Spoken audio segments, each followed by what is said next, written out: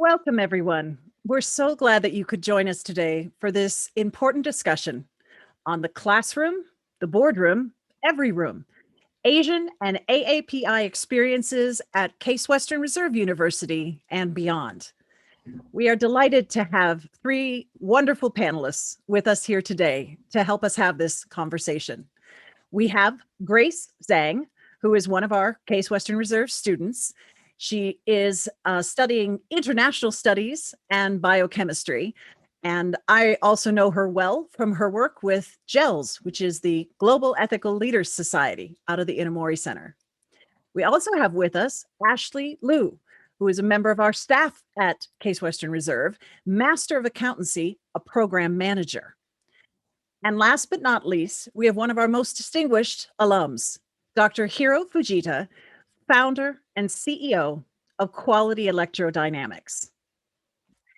To help us have this conversation, this will be moderated by David Fleshler, our Vice Provost for International Affairs. And this whole event is hosted by the Office for Inclusion, Diversity, and Equal Opportunity, as well as the Inamori International Center for Ethics and Excellence and the Center for International Affairs. Thank you all. Okay, I think that's my cue, Shannon. So thank you for the introduction. As Shannon said, I'm David Fleshler. I am the Vice Provost for International Affairs here at Case Western Reserve University.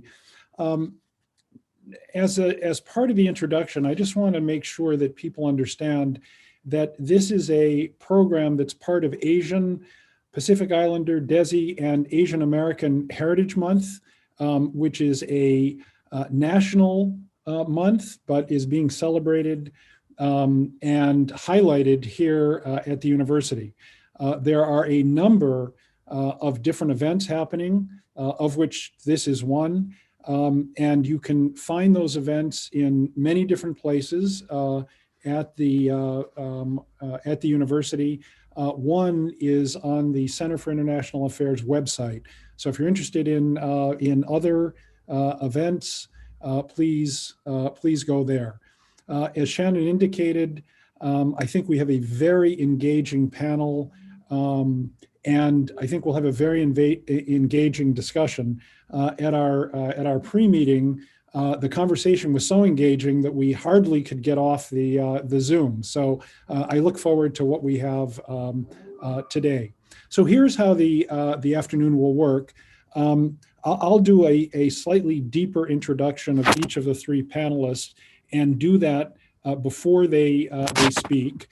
We've asked each of them to speak for 5 to 7 minutes in more or less prepared remarks, and then we're going to open it up to questions, discussion. I'll ask one or two introductory questions, and then we'd like to ask all of the people who are here today to submit questions through the chat. And then that will be relayed to me, and I'll ask some of those questions. I will tell you that if the discussion goes as it went in the pre-meeting, we are going to bump up onto 4:30 and not be able to get to everything, but we'll see. We'll get to as much as we can. At approximately 4:20 or so, I'll wind up the panel, and then I'll give the program back to Shannon, who is going to provide some finishing closing remarks.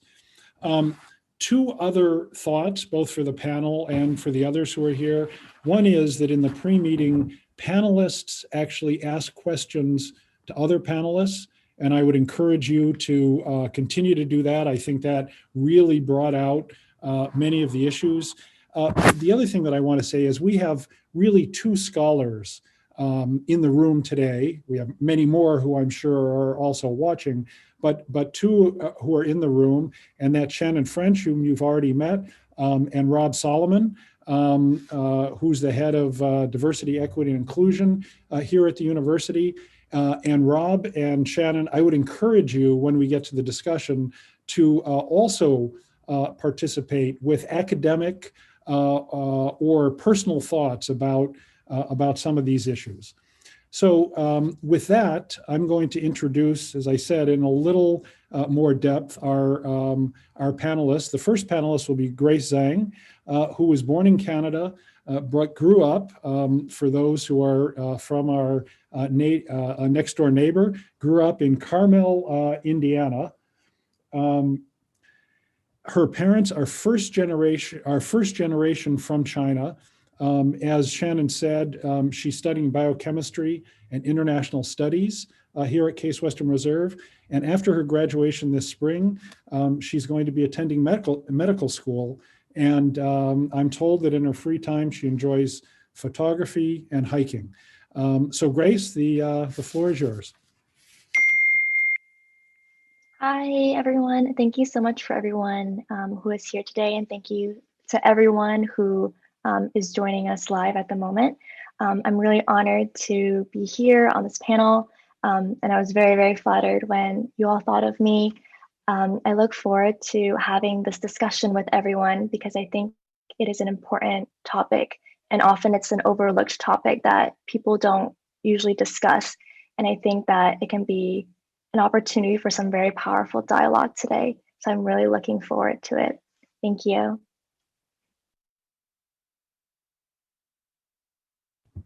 Okay, Grace, thank you very much. Our next panelist, and you're welcome to present some initial remarks, is Ashley Liu. Ashley was born and raised in Dalian, China, which is a city located in the northeast of China. From 2003 to 2007, she attended Shanghai International Studies University, majoring in accounting. In the fall of 2007, she came to the US to pursue her Master of Accountancy here at Case Western Reserve University. In 2010, she started as a part-time international student counselor in the Department of Accountancy at the Weatherhead School of Management, and then became a full-time counselor later in 2010. She has worked at Weatherhead ever since and is currently the program manager of the Master of Accountancy program. Her main responsibility, and this will be interesting to hear, not only her thoughts, but her thoughts in relation to her students. Her main responsibility is to advise current MA accountancy students in both their academic and their campus or co-curricular lives. She resides in Cleveland Heights with her husband, who's also an alumnus of Case Western Reserve. Ashley? Thank you, David. Hello, everybody. Thank you for giving me this opportunity to join the discussion. This is the first time that I have the chance to discuss this topic publicly. I'm very excited. And for all of you in the live stream chat room, please feel free to post your opinion, your questions, and I would love to hear what you think as well. I came to Cleveland in 2007 to pursue my master's degree at Case Western, and I live in Cleveland ever since. And so Cleveland, CWRU provides a diverse campus to everyone, not just to students in classroom, but also to faculty and staff members who work here, including myself, and even to visitors on campus. I feel like it's a really friendly environment, and I am really lucky to be here. And then Case does a really good job to educate us about inclusion, diversity, equal treatment. I feel like people here, in this community are very self-aware and also, just know about the diversity to apply, to their daily life. And so for me, I'm really lucky to go through a very short period of time of adapting to a new environment. When I first came to Case as a student, was very minimum obstacles. Outside of Case, I guess it's similar as all the Asian people here. Most of the time, I am also being treated very friendly, but of course, I also have some rough experience, as probably most of the Asian do in this country as well. So it may be later today that we can also, we can go deep to talk about the rise in racism, violence, and discrimination against Asian Americans. My general opinion, the worst part is not the hate itself. It's more about living in the fear that these are going to happen to us and also our loved ones at some point. So I have the conversation also with my parents, with my husband all the time since COVID, that we try to keep each other safe. But we don't know when this is going to come to an end. And then are going to be a long time effort for us to work together to really, understand each other, to find, I guess, the reasons behind it, and also to share some of the thoughts and the constructive ideas that how can we resolve this. So yeah, anyways, I really look forward to this discussion. Thank you. Ashley, thank you for those introductory remarks. I'd now like to introduce Dr. Hiroyuko Fujita. And as I've sort of written down, I could spend probably the rest of the time just on an introduction. So let me give just a few words about Hiro, because I think it's important for those who are listening to understand both his educational and a little bit of his professional background, because I think he brings a different understanding of this issue to us. Hiro was born in Japan, attended Waseda University in Tokyo, and completed his Bachelor of Arts in Mathematics and Physics at Monmouth College in Illinois. He received his doctorate of physics from Case Western Reserve University. After working for several companies, Dr. Fujita founded Quality Electrodynamics, or QED, in 2006. QED is a global developer and manufacturer of magnetic resonance imaging, or MRI technology. In October 2019, QED became a subsidiary of Canon Inc., which is based in Tokyo, and Dr. Fujita is serving as its Chief Technology Officer in the MRI division of Canon Medical Systems Corporation, in addition to his ongoing role as CEO of QED. He's the author of 17 patents and has published more than 40 scientific papers and abstracts. In addition, he serves as an adjunct full professor here in the Department of Physics and Radiology in the School of Medicine. Outside of his professional role and his role here at the university, he is involved in perhaps more organizations than anyone that I know. Let me just name several so that you have an idea of how wide his breadth is. Dr. Fujita is the inaugural honorary consul general of Japan in Cleveland for the government of Japan. In this role, he protects the welfare of local Japanese residents and promotes Japanese American cultural, governmental, and business exchanges. In addition, Dr. Fujita has served or currently serves on the board of directors or board of trustees for numerous organizations. I'll just list 4 or 5. He is on the board of trustees of the Ohio State University, and he does a lot at Case Western Reserve, so we give him credit for being at Ohio State. Hiro, he's on the board of trustees of the Cleveland Orchestra and the Cleveland Foundation. He's chair of the board of the Cleveland Clinic Hillcrest Hospital. And for this audience, most notably, he serves on the International Affairs Visiting Committee and the advisory board of the Inamori Center for Ethics and Excellence at Case Western Reserve University. So Hiro, we look forward to hearing your remarks. Thank you, David. I mean, I think you have covered my story completely, so we can adjourn the program. But thank you, and I'm very honored to be here with this great panel and other participants, and it's my honor to participate in this program. So before we talk about this very important topic, I think perhaps I want to share with you why I am here at Cleveland in 2021. So as David said, I was a student at Waseda University in Tokyo in the 80s. And in my freshman year at the Waseda University, I had the opportunity to be an exchange student to UCSD, University of California at San Diego. So I went there, and then I had a great experiences. What were those great experiences? Well, as you could imagine, Japan is a more homogeneous country, right? So everybody, you look around, they are Japanese, and then they look like you. And but at the same time, I mean, it's a more structured society in that there are not so many degrees of freedom when you think about other things, right? Such as career opportunities. I can give you many examples. Well, with that mindset and the experiences, I went to UCSD, and I was just shocked.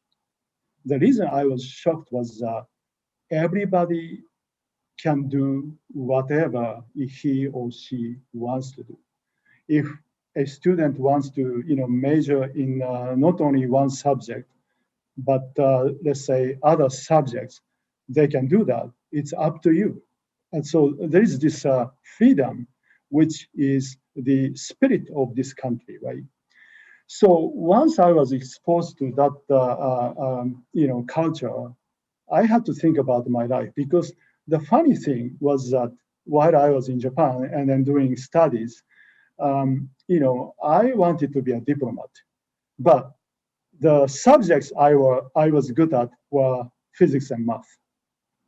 In Japan at that time, there was no clear path for a science major or engineering major person to become a diplomat, because there is this status quo in the society. If you want to become this professional, you have to follow that path, right? So that's how we are somewhat trained to think and approach to any problem we have in the society. Well, coming to the States, it's up to you. Anything goes to some extent. And at the end of the day, you have to own your own decision. And in exchange of that, you can create your own path. I was very much attracted to that. That's the reason I decided to come to the States. That was back in 88. Well, as you can imagine, at that time, I didn't speak English much. So there were many choices I could make. But one suggestion I had from someone I knew in Japan was if you are serious about spending your life in America, you want to start from scratch. You want to understand the culture, American culture, how people live, how they communicate, their way of lifestyles. So I started over, a college education from a freshman year, so that I can start from very, very beginning, right? And I did that, and then I finished my college in Illinois, as David said. That, I would say, 4 years gave me the foundation to appreciate what America is all about. Because I mean, we need to respect others, because we all come from different countries at some point, right? I mean, some of us may be born in America, but some of them may be born to the parents who came from other countries. That's the history of America. And I think that with this globalization and borderless societies, just beyond the United States and every other places, I think what we are going to talk about today is the subject, or if I may say, issue that every other country will face when they talk about globalization and internationalization, right? So I think as I spent more time in this country, I mean, as I said, I was a student, and then student becoming a graduate student, and then becoming an industrialist, and also doing a community work. I have more appreciation for what this country stands for. That is, if the world has to succeed for humanity, right? America is a place where we must experiment all these challenging things, such as racism, equity, diversity, inclusion, all these things, because these are the things that we are going to face at some point in time, if we are talking about globalization. So to that end, if mankind has a dream and a purpose for this planet, America cannot fail. America must not fail, because if we do, there will be no future for other places to follow. So I think that each one of us in this country, right, despite of all the differences, we have a huge responsibilities on behalf of the entire mankind to come together and work together and talk about issues so that we can resolve these issues and go to the next chapter. So we have to be aware of that mission, so to speak, as a responsibility to carry in this country, right? So, for example, no matter which meetings or board meetings I go to these days, you all know we talk about diversity and inclusion, right? And there is an expression like BIPOC, right? Black, Indigenous, people of color. I mean, that's a term you hear everywhere, no matter where you go these days. I think that, in my opinion, I've been trained as a physicist, right? So one of the things that we are taught is to question things, because everything begins with a question. But we have to ask a right question. So when you talk about this societal issues such as racism, right? There are many questions we can ask. But I'm going to just present the following question. When we talk about mankind or race, right? White versus non-white, or white versus people of color. As long as we begin with this conditioning, I don't think we can arrive at the right conclusion, because that's so binary, I mean, in a long way. And then, the truth is there is much richer structure into those categories, right? So if you talk about, this categorization of white versus people of color, we are treating as if white does not have a color. But the truth is there are many different whites in a Caucasian race as well. So there are colors as well. We should talk about, unless they are, they are not transparent. So my point is that we should all talk about, each individual with in a respected way, and we should not classify or categorize mankind into this binary way of categorization, namely white versus non-white, white versus people of color. As long as we start with this questioning or condition, I don't think we will go so far. So I think that this kind of conversation to me is very important, because we can set the right platform so that we can build upon other important things to bring harmony, collaboration among all the different groups who are existing, on this planet. Because at the end of the day, can I choose? When I was born, do you think I could choose to be a Japanese, person? It's beyond my control. And then, of course, I'm celebrated with my parents and with my, family that I am part of that family, right? But we should talk about what we can control and what we cannot control. And then it's, we have to spend more energies to the things that we cannot control because there is nothing we can do. Then there we have to ask right questions so that we can build up something constructive. So, David, I'm sorry, I keep talking. I mean,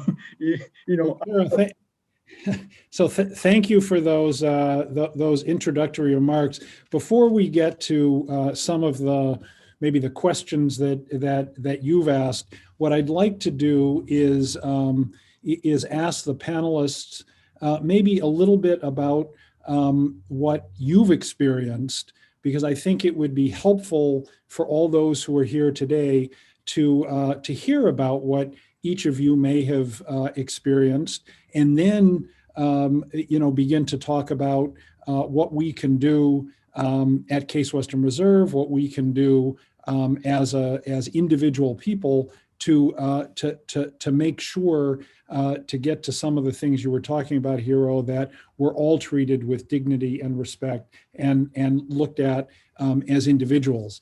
So the first question that I would like to ask, and maybe I'll ask Grace first, and then Ashley, and then Hiro to comment, is what are some of the biggest challenges, Grace, that you've experienced as an Asian or Asian Canadian person in the United States, and maybe include your family too in what's been experienced.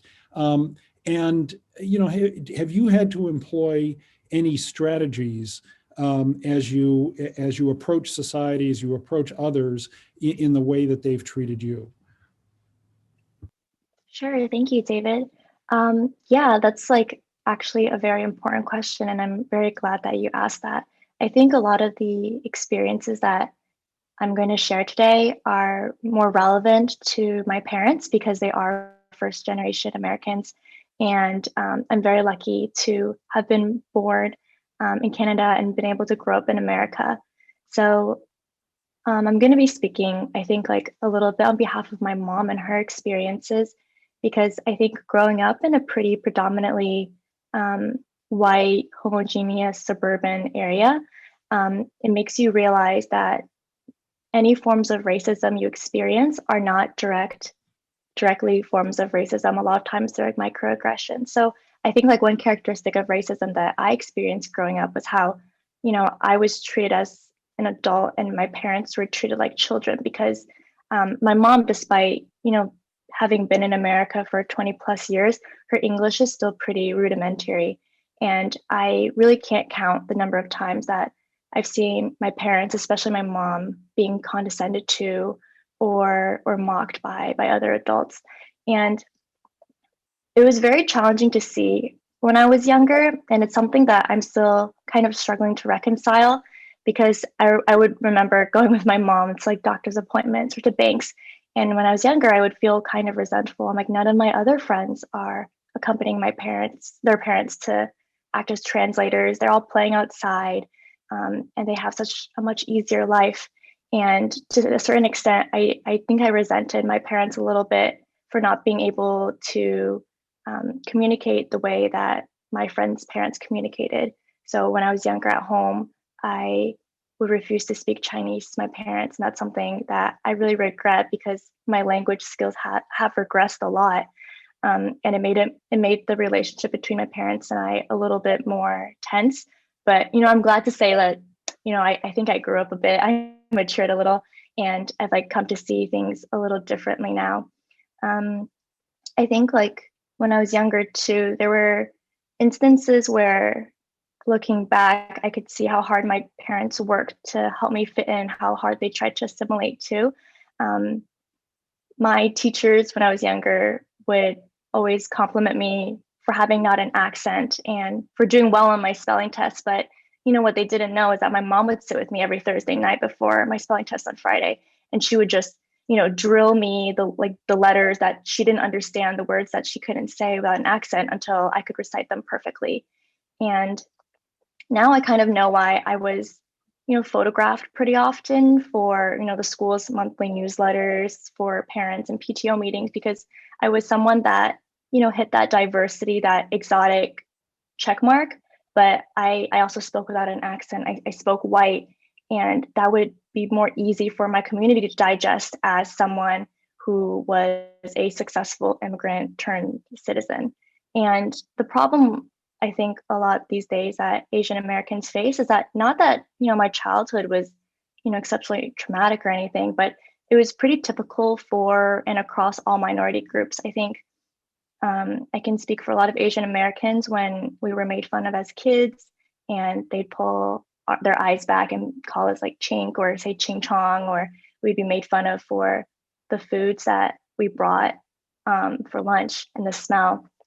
And it's things that when I was younger, I would be embarrassed about. But I think today, especially at CASE, because it is so diverse and the faculty and students are so supportive, that it's something that I'm proud of. I am pretty open to embracing my culture and being loud and proclaiming it.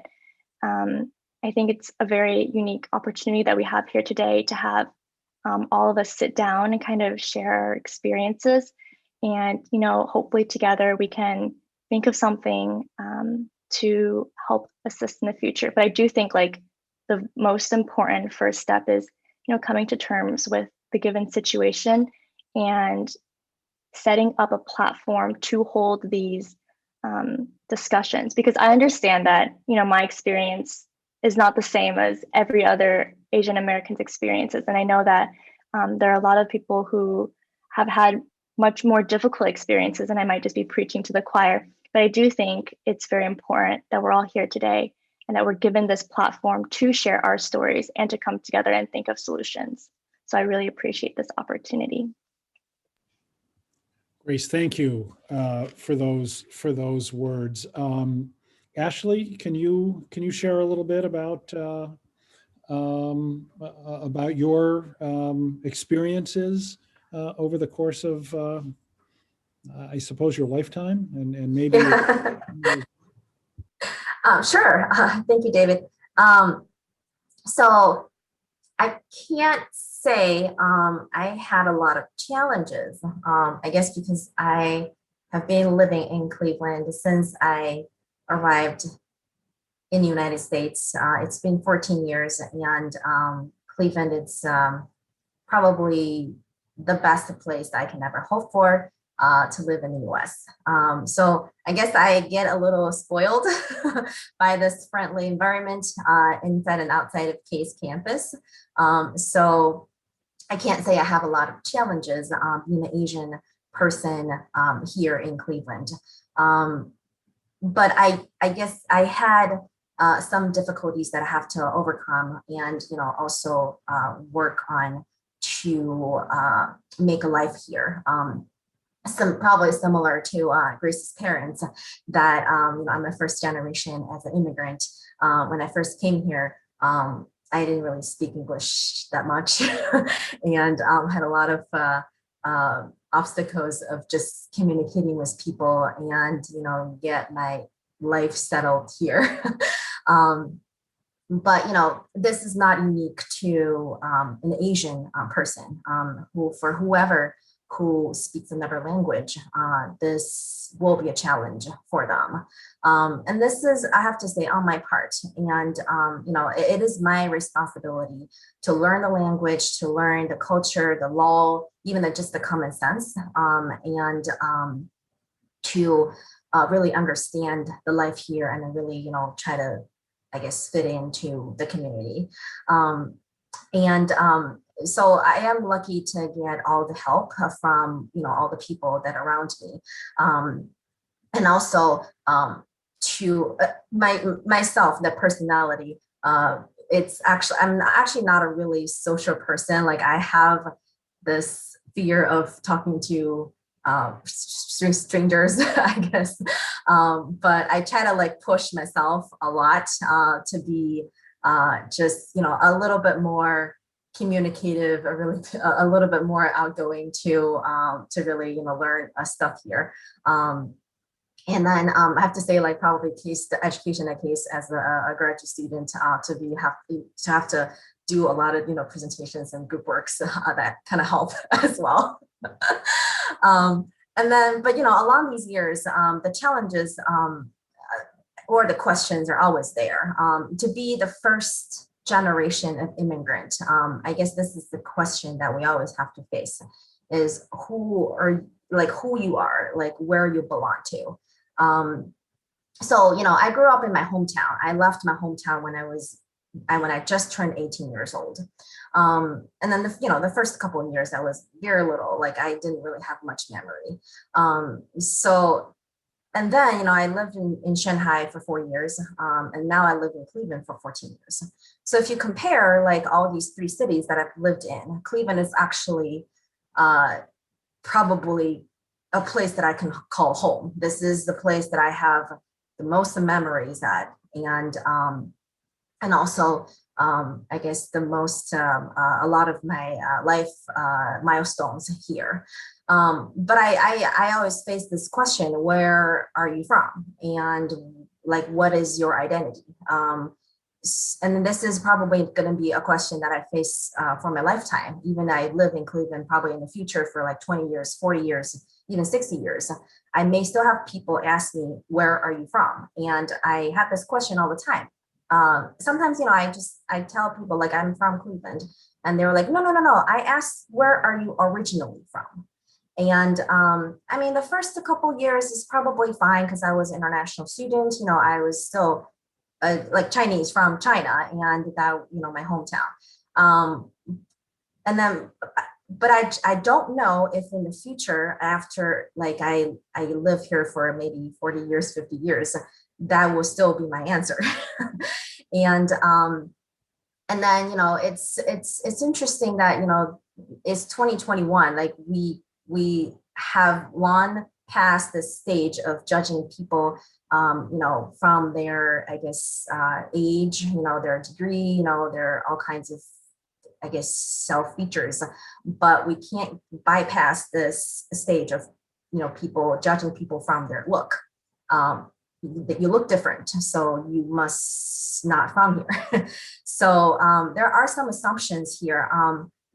I can't say they're all unfriendly. Some people are just curious, which I don't mind explaining all the time. But I also wanted to see when there's one day that we do not assume people just from their look, that, where are they from, what language they speak, and, what's their own worldview, if they carry any obligations from their, original government. So, and this is going to be a long process for us to all realize that we should not assume all kinds of these things. So yeah, I would say this, I mean, it's probably not a challenge, but it's just probably, something that we need to face all the time to try to, discuss and explain all the time. But yeah, it's not, as, I guess, serious as a challenge. Well, thank you. That's, I think that's very enlightening. And we're getting various different perspectives. And Hiro, I guess I would turn to you with the same question. You've answered a little bit of it, but what are the challenges that you've experienced as a somebody who comes from Asia, and listening to both Grace and Ashley and what they've gone through? Can you relate to some of that? And you're at obviously a different stage in your life and career than they are. What have you done to overcome some of that too, I guess? Thank you, David. You are simply saying that I'm much older compared to Grace and Ashley. But that's only because you and I are in the same generation, Hiro. Yeah. So I think Grace and Ashley talked about something interesting, and then especially I would like to touch upon what Ashley just stated, right? So as after, of course, graduating from Case Western Reserve, and I went through I went into the industry, and then now industry together with community work, in Cleveland area, in Ohio, and then international, and then out of the state. And what I have been asking these days, question, is that I often find that I'm the only Asian individual participating, in board meetings or community meetings or volunteer work. And then I have to ask this question. So when I was working for, Secretary of Commerce, Pritzker, under Obama administration as a manufacturing council advisor, I go to a meeting. In a room, I'm the only Asian person. And, that was not just, that was not the first time. I have noticed that more and more as I get involved with more community work here and there. Well, when you look at, so I write, by the way, a monthly article in a Japanese magazine, about many different subjects, including this diversity and inclusion,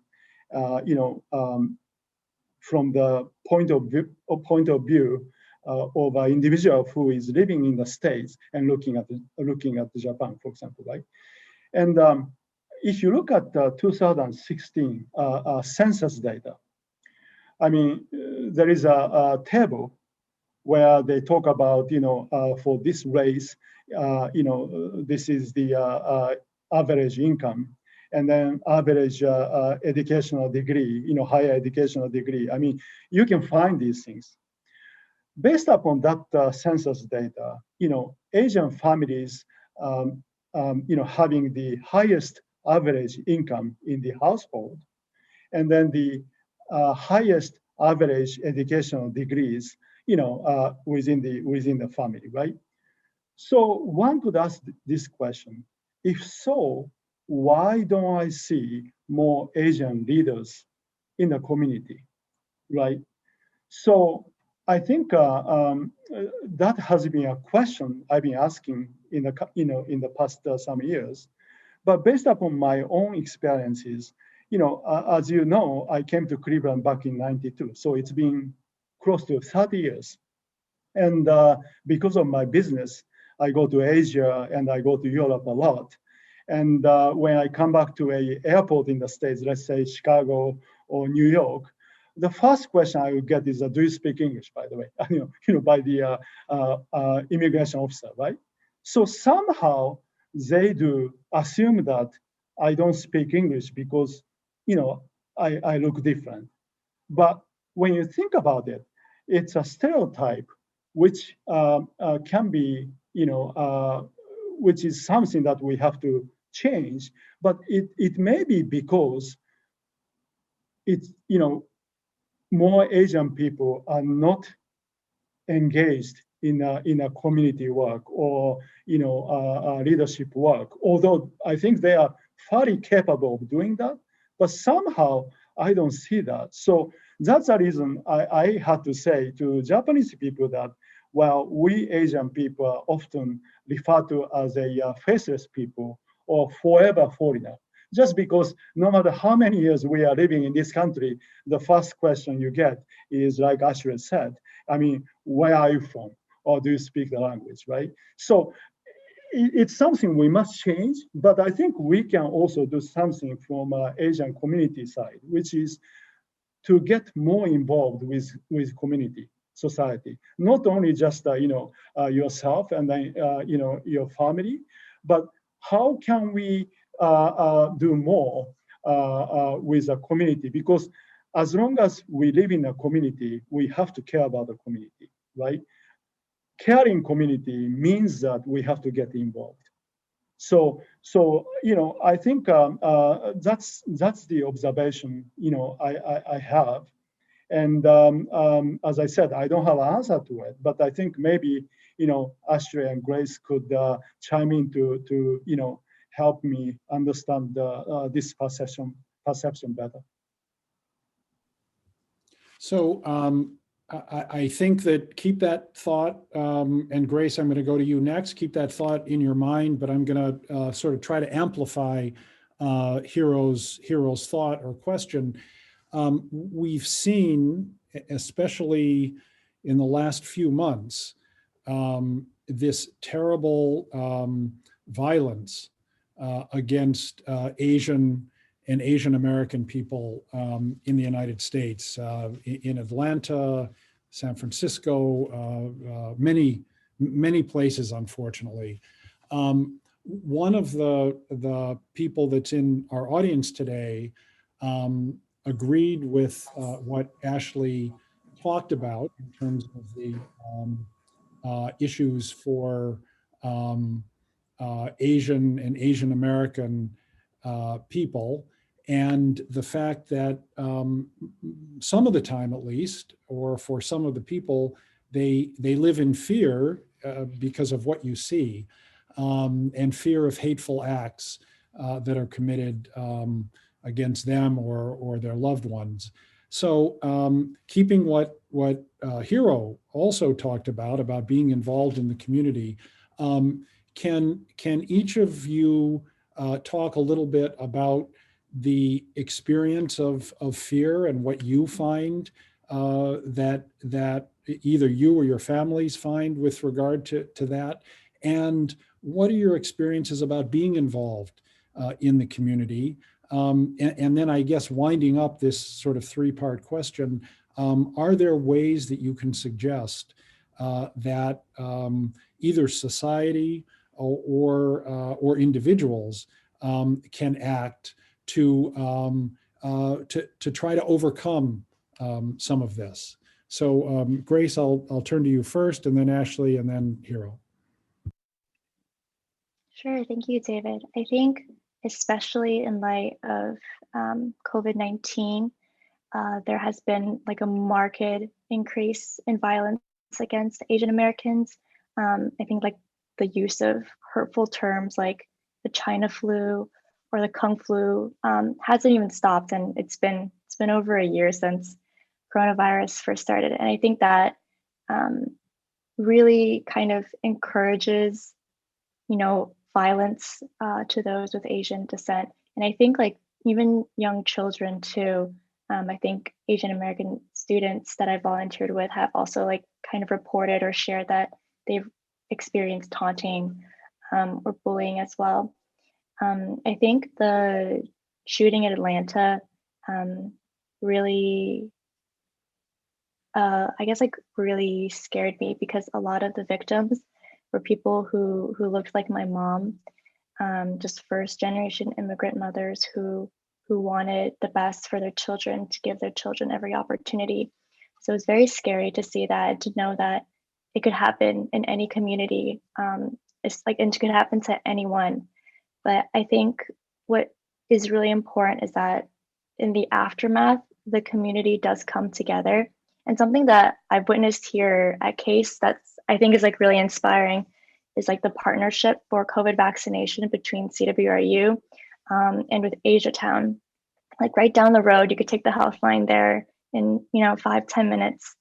And I like up until like a month ago, or maybe even like a few weeks ago, there would be an organization that would bus Asian American elderly from Asiatown to Case Western to be vaccinated.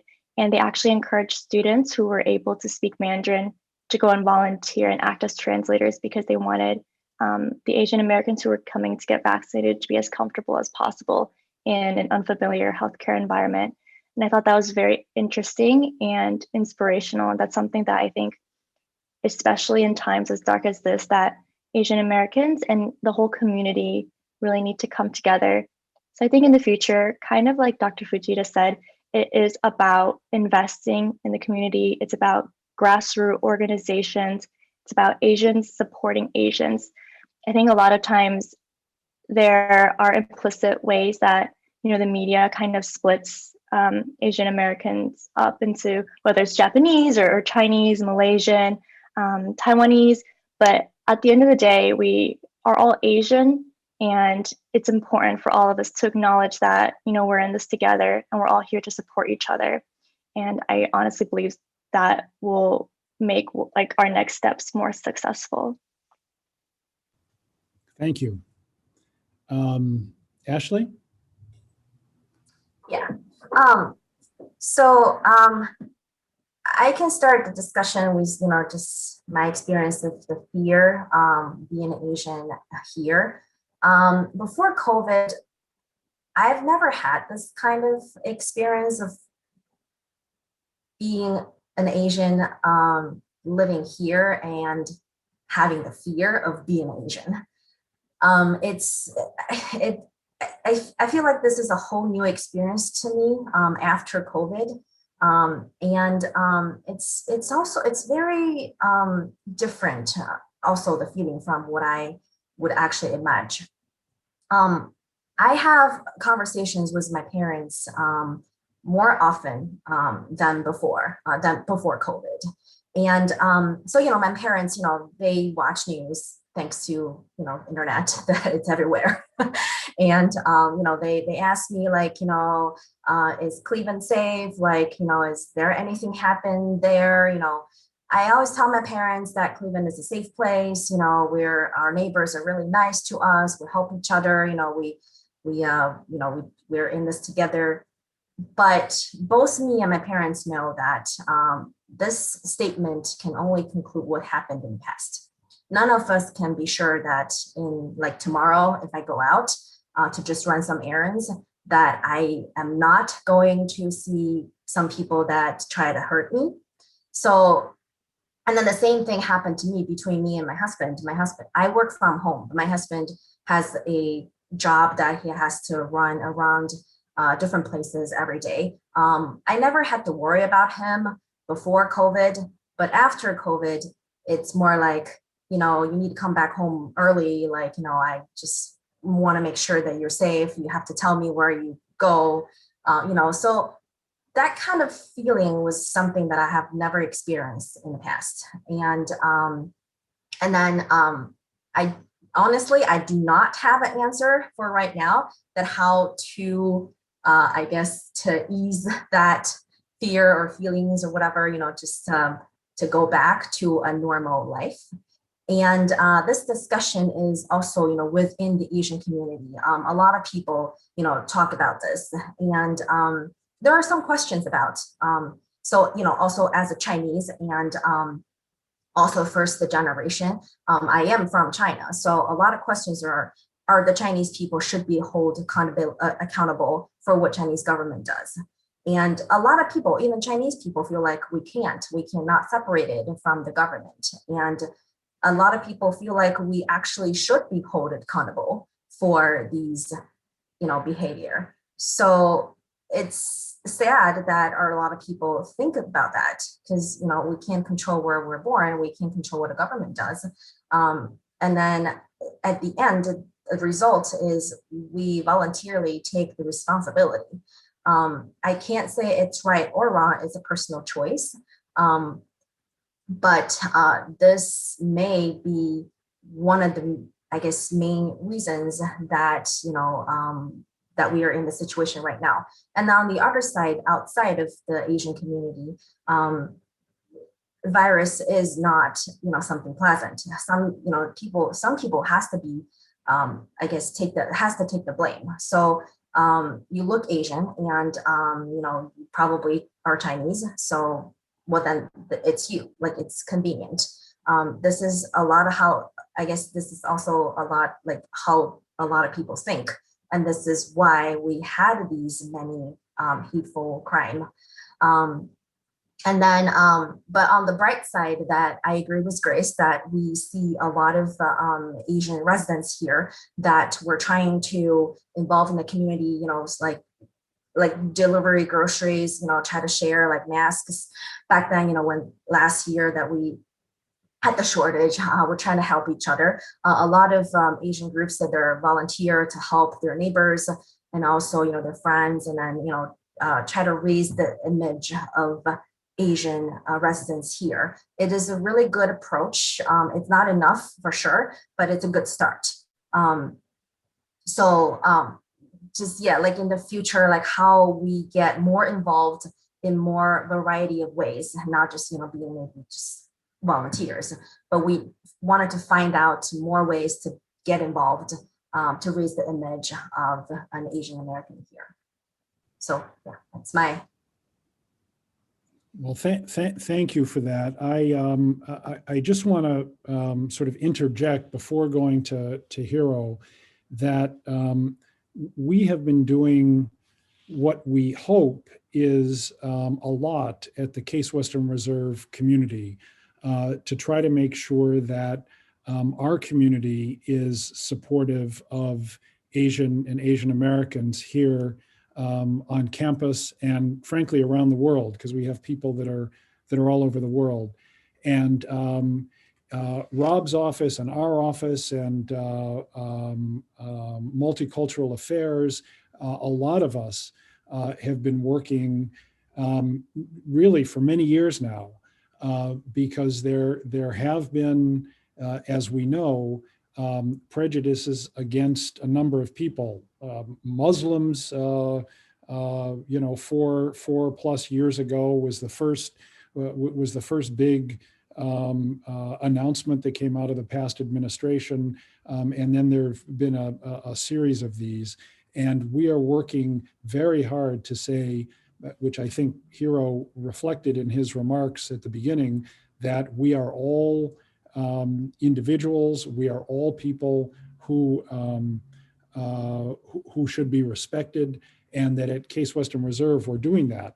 The question is how to build that in a bigger way. But I just wanted to be sure that people who are listening to this know that this is something we are certainly trying to do and trying to work on. And obviously, if you have thoughts about how we can do this better, please make sure to be in contact with any of us who are on this program and our offices. So Hiro, why don't we move to you with the sort of same question about violence and what kind of experiences you've had and what you've had to overcome. David, thank you. Luckily, I mean, I have not been, let's say, attacked, or my family has not been attacked just because we are from Asian country up to this point. So that's good. But I just want to share something with you. I mean, I've been very, very fortunate, coming to Cleveland and do what I wanted to do and what I want to do. But I also met some great people. I mean, great human beings, irrespective of race or background. I mean, to that end, you know that this giant figure in our community, Jewish gentleman, Albert Ratner, right? I mean, he's 94 now. And I met him back in 2012, so almost 10 years ago. But since then, I mean, we become very close. And he has been, serving on my company's board since 2012. And he often tells me this. He doesn't understand the, physics of MRI, but he does understand the community and our people, right? And he told me this many times. He said, when you go through your life, you must make sure that your priorities are set correctly. And the priorities are that you have to make sure that you take care of your family because that's who you are.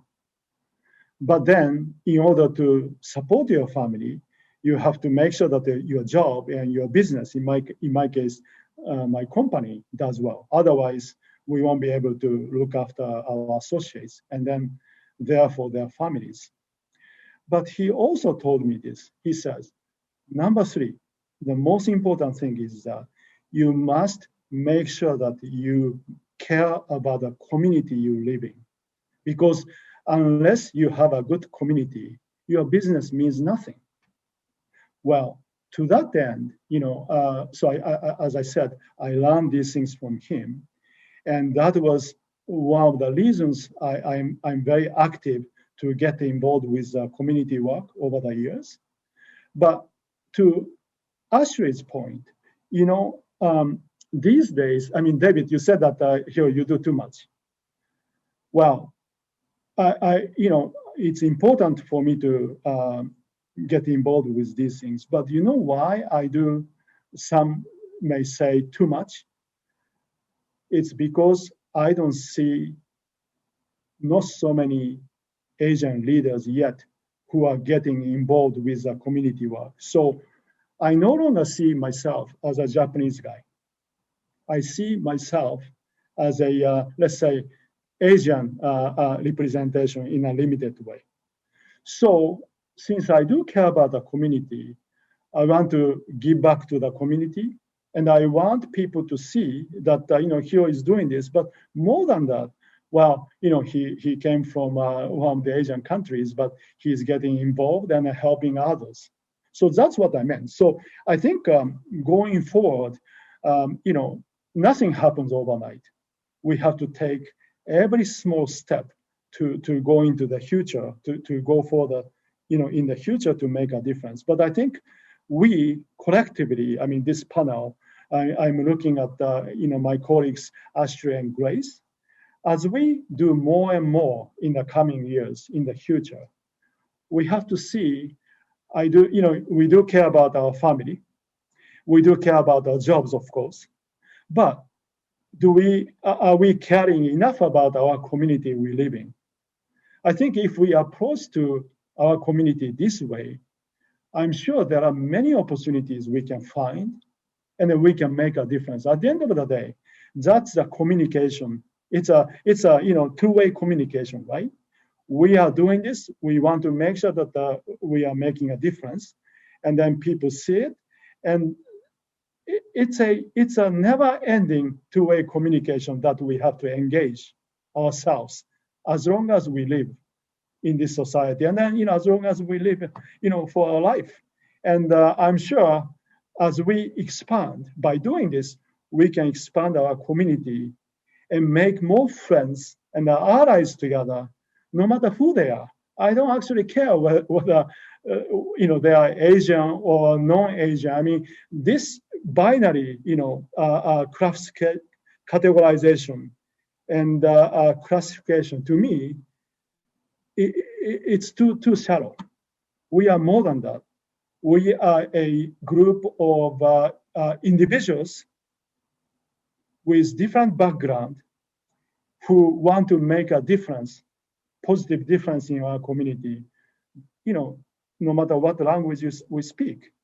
As long as we care about our community together, we can do many things together. So I'm very hopeful. As I said, America must not fail.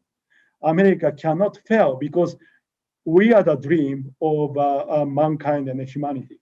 So I'm not sure if I'm answering your question, but I'll be quiet now. Thank you, Hiro.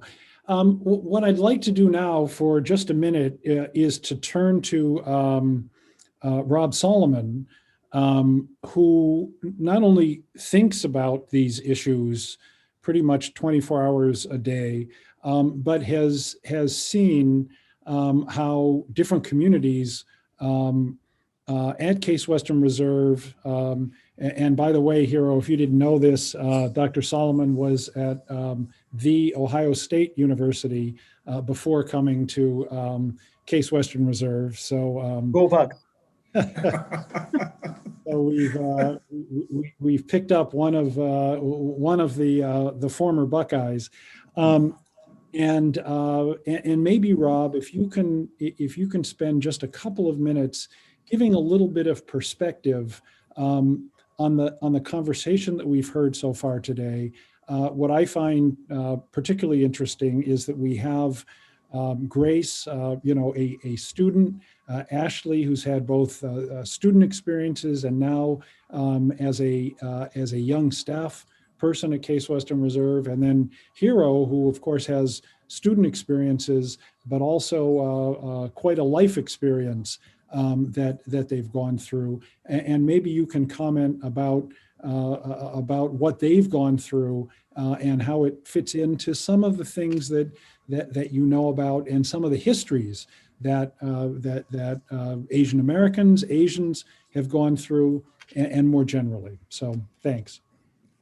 Well, thank you, David, for offering me just a moment to share. First, I want to say that I'm sorry I came in right at the beginning because I was in a session with Senator Sherrod Brown's office.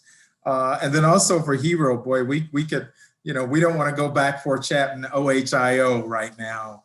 But yes, I'm an alumnus of Ohio State as well. So we share a lot.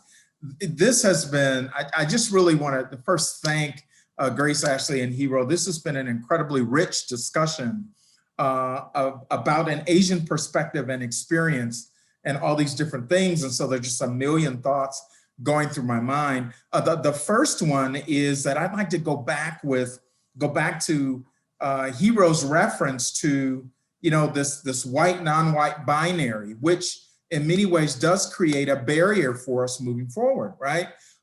Because I think that it perpetuates really a notion of institutional or structural racism, right? Because we have this binary in our society because white then becomes the standard and everything else becomes the other. And until we can move out of that, we won't be able to make the kind of progress that we need to make. But here's the challenge, though. We can't pretend that it doesn't exist in our society because we won't be able to really address problems accurately unless we acknowledge it. So, and I do think that's one of Hero's points. We have to acknowledge its existence, but we have to refuse to let it control the narrative and how we move forward as a people, as human beings. I'm thinking of Thurgood Marshall's quote, former justice on the US Supreme Court, who basically said that if race is part of the problem, it does have to be part of the solution. And so we do have to be very conscious about, in this particular context, how the Asian community is impacted by what's going on in the world. We can't pretend as though it's generic, but it is very targeted and specific, and we do have to deal with it. But I believe, and I think that you all have really touched upon it, and I know Hero did, is that I think allyship really is a major key to us making forward progress and recognizing that we all have to come together, all races, if you will, all individuals, all like-minded people who seek justice, fairness, equity, equality. We have to come together and we have to be a loud voice and a strong narrative for moving forward. And we just have to strike that balance to not let that binary control us, but at the same time, acknowledge that it is one of the challenges that exists in our society. The other thing I wanted to talk about is getting involved. And Hero talked about right now, there still is a dearth of Asian voices in leadership roles. And I think that you're key to focus in on the importance of that. I had an old friend who said that if you're not at the table, then you're on the menu. And so that means that you're forgotten, that your interest, your perspective is not shared. Sometimes others will think of those interests, but often it will not be considered. So to those, particularly in the Asian community that are part of this discussion, I will emphasize a Hero's point. Your role is invaluable in being around the table where decisions are made, because you will bring a perspective that others may not bring. And they could be well-intentioned, but they won't necessarily have your perspective. I think of, just the richness of the perspective that we have here from our panelists. It's a perspective that needs to be at every decision-making table. And so we should really focus in on that.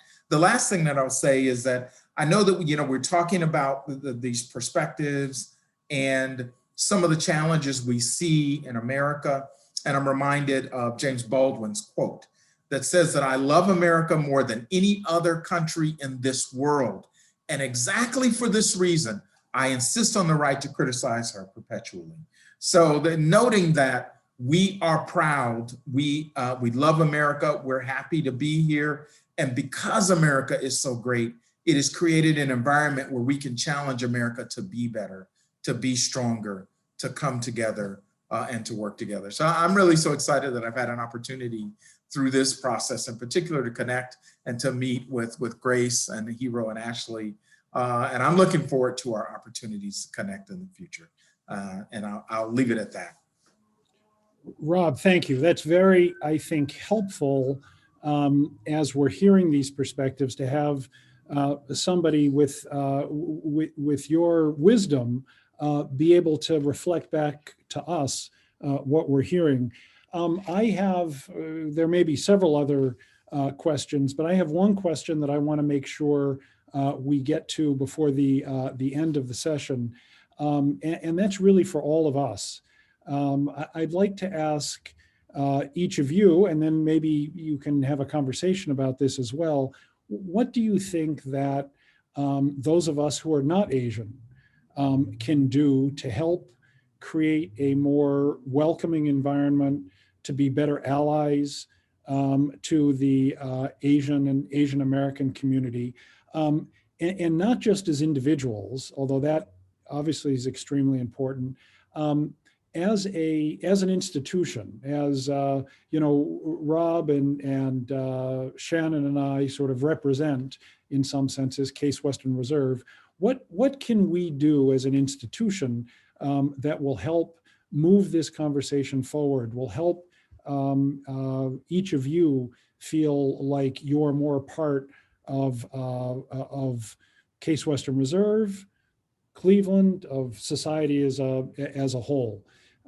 So I would again maybe ask Grace to start, and then ask Ashley, and then Hero.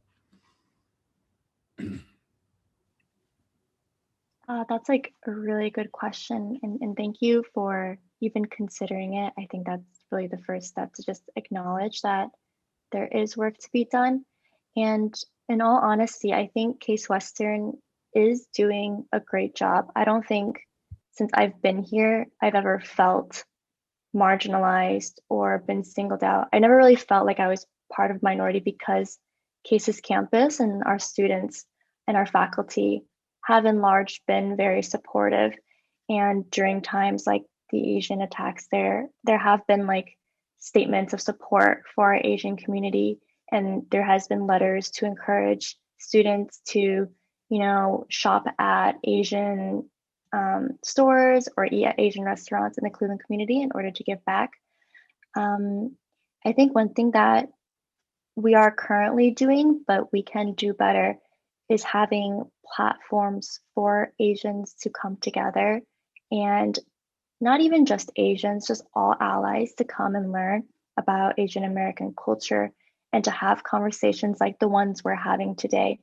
I think being able to connect with people and just talking about everyday things and shared experiences is what really is ultimately going to promote allyship and for us to take the next step forward.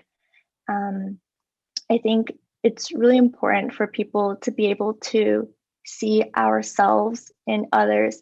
And Dr. Fujita mentioned this as well, but being able to have Asian representation in leadership, for students to see that there are possible opportunities for Asians in leadership opportunities to make a difference for our community, for other minority communities, and that our voices do have impact, and that our voices can achieve something. And I think that's what is ultimately going to be the next step. Thank you. That's very helpful. I think we're all taking notes here so that we can follow up with with some of these things. So Ashley? I guess part of my job is to involve in this kind of practice to contribute to the inclusion and diversity environment at Case.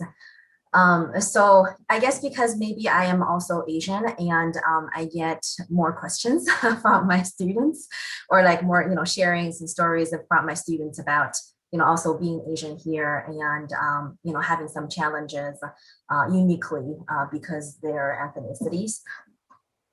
So one thing that I can think of not just, being an Asian advisor, but like for all the advisors or, campus-wise, like staff members and faculty members, we have the safe zone for our LGBT group. But we don't have a safe zone or like, a sticker, that kind of thing, like for our Asian students or just, minority students, not just Asian students. So, when someone wants to talk about, there might be people that are sensitive, like more sensitive to these kind of topics. And the chances for them to talk to me as also a colored person versus to talk to, like maybe a non-Asian staff member is probably much higher because they see me as one of them. But, if we have the safe zone, we have more of the trainings for these advising type of, work that we make the sign that our students are more welcome to come to us and talk about this topic. It probably will help, and then also, I guess, on campus-wise, we have some Asian groups and we have, like student groups, like, all kinds of interest groups.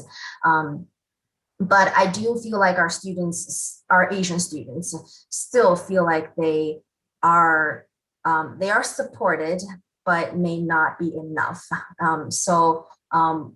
It's I don't know what exactly the right platform should be, but I feel like for that supportive group, like we probably should have like more opportunities there, a stronger or wider type of group to support our Asian students for all kinds of, I guess, academic or, campus life-wise for their needs.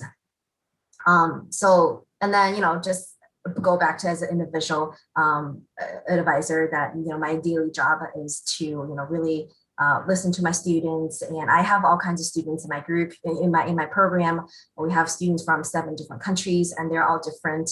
Like in our orientation, like we always tell students that, like cherish your unique background. That's, where you're from, like, that's some unique features that you can contribute to this group. But, also like, you can forget about that for a little bit, just being an individual, and you guys are all the same. You're just a Master of Accountancy student, you work together. So in the beginning of the orientation to set a tone to how to, I guess, interact with your classmates, and then to, create a more accepting, more, I guess, friendly environment for everybody to spend time here. So these are just some of my thoughts. Well, thank you. That's actually very, very helpful. I know that from our office, these are some of the things that we're trying to do. Clearly, we need to do more. We have celebrations of festivals from countries that many of our international students are from during the year. We try to make a welcoming environment, but there's clearly more to be done. And so we ought to make sure that this isn't the end of the conversation, it's just the beginning to make sure that we're working together. So Hiro, I would turn to you and you would give I think a somewhat different perspective to this conversation than anybody who's actually on campus, and that may actually be very helpful for us. Thank you, David. I think I want to just talk about the power of words, right?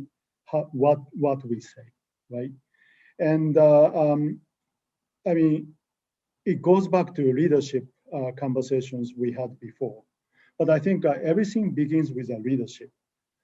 You may recall that our former president, Trump, started describing this pandemic as a China, virus, right? And then you see how far this went. I mean, so this one word can change the whole world, right? to that end, I think this media, the role of media is also very important. It's not just describing what's happening, but I think we need to make sure that the way we are communicating, the way we are describing what's happening are equally important. To that end, I would suggest, since we are talking about Case Western Reserve, I think maybe this messaging, leadership messaging, and then how to communicate with others, if you don't have a Asian representation in the media relations or communications, I would suggest that you would identify some qualified individuals, because I'm sure the way these media, CNN or Fox, I mean, they just talk about discrimination against Asian community. It may be true, but we could describe more than that, and then from the Asians' lenses, right? So that it's not just a surface communication; it actually carries the contents that would matter to everybody. So I would suggest that going forward, when we talk about this discrimination, we want to make sure that our stakeholders at the table to contribute to the contents as to how this messaging should be sent out. That's actually very helpful, and I'll just relay a little bit of a story that Rob knows, which is as we started thinking about this month, which for much of the country is known as AAPI Heritage Month, Asian American Pacific Islander Heritage Month. We thought pretty hard that on our campus, yes, we have Asian Americans and we have Pacific Islanders, but we also have people who are from Asia and from different places. And we knew, because we've been talking to people, that they feel left out if that language is as I first described. So Hiro, you're exactly right. Language makes a big difference, and we're trying to be sensitive to that. But I would say to the people who are here, both speaking but also in the audience, if you see that the language that's being used is not reflecting who you are or what you're thinking about, please please let us know. We're very open to trying to change and think about that. Well, I see it's approaching the sort of the witching hour on a Friday afternoon, and I don't want people to feel that they can't get to. You can go sit outside without your mask on and have a glass of wine if you're of age. And I do want to give our closing moderator, I guess you would say, or a closing participant, a few minutes to reflect on all of this. Shannon French, who introduced the session, I think, as you all know, is the director of our Inamori International Center for Ethics and Excellence. She's also a professor of philosophy in the College of Arts and Sciences, and she has a secondary appointment at the Case School of Law. Hiro, while you may be the most busy person on the panel, I think Shannon is in a pretty close second. She does a lot around here and in the community. So I'd like to thank our panelists, Grace and Hiro and Ashley. This has been an extraordinary conversation. As I said at the beginning, I believe that while we're not at the beginning of this discussion, we certainly are not at the end, and this is going to help us as we move forward. So thank you very much, and I'm turning this over to my colleague, Professor French. Thank you so much, David. And I want to add to the chorus of thanks to all of our marvelous panelists. In particular, it really was a privilege that you took us on your personal journeys with you. And some of the moments that you shared really seared into me, whether it was Ashley talking about having someone say, "Where are you from?" in a way that has more meaning than just "Where are you from?" and what that feels like and what the impact of that is. And or hearing Grace, hearing you say that you looked at the victims of the Atlanta shooting and thought, "They look like my mom." I mean, that one, as a mother, that one hit me right here, and I just felt, your pain and your fear and your concern for your loved ones. And Hero, in particular, the point you've made about looking around the room and seeing that you're the only Asian in the room and doing that work and being that voice and being part of that conversation, but absolutely not wanting to be the only one doing that you want to encourage others, fits with the point you yourself were making about leadership, that we need everyone in those rooms and we need every leader to be looking around each room and saying effectively, who isn't here? Who needs to be here? Who isn't here? If we look around and we don't see certain sectors represented, what are we missing in terms of the perspectives, the creativity? Because if there's one thing that I feel absolutely down to my core that sometimes seems to get lost in some quarters when they talk about diversity, it's the fact that without diversity, we will all fail. And what I mean by that is that us is really as smart as all of us. We need all the different perspectives and angles and insights that we can get, particularly with the kinds of problems and the scale and the scope of the problems that face us nowadays. And I think that those who still have any reluctance around including more and more people at the table have really failed to see that everything that humans have accomplished that is really deeply meaningful and is true progress has only happened because of the wide variety of people who were brought into that room. And so I think whether it's, landing a human on the moon or surviving great wars and conflicts, we have not been able to do that without working together, all of us, towards positive common goals. And I will say that just one more point around that idea of individuals and collective groups.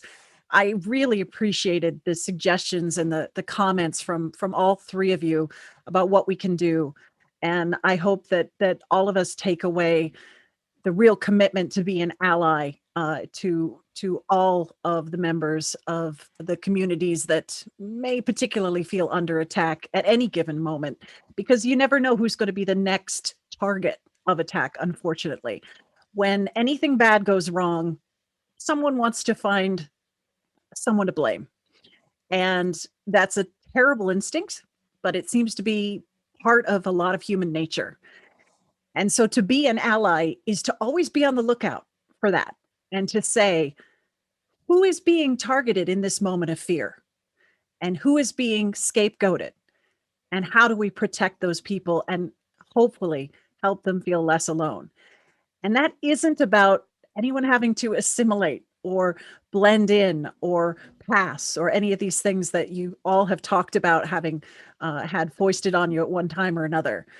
It's instead about finding this difficult but beautiful balance that we all want between celebrating the differences, celebrating the unique cultures and backgrounds that everyone comes from, and not losing any of that difference and diversity, while at the same time also valuing each unique individual as an individual and not merely as a member of any group.